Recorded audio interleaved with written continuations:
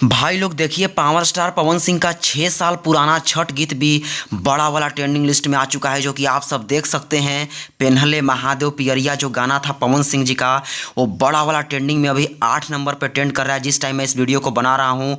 भाई लोग, जो भी बोला जाए, trending star, power star, super star, सारा स्टार का पद पवन सिंह के आगे पीछे पड़ जाएगा, फीका पड़ जाएगा इनके नाम के आगे। भाई लोग, बहुत ही बड़ा पावर है यार, जो कि भोजपुरी इतिहास में ऐसा कभी नहीं हुआ था कि किसी भी गायक के 6 साल पुराने गाने भी बड़ा वाला ट्रेंडिंग लिस्ट में ट्रेंड करे। फिर से भाई लोग, आप सब देख सकते हैं, फिर से इस गाने को अपलोड किया गया किसी चैनल के माध्यम से और वो बड़ा वाला ट्रेंडिंग लिस्ट में 8 नंबर पे ट्रेंड कर रहा है। भाई लोग, इससे बड़ा पावर क्या हो सकता है?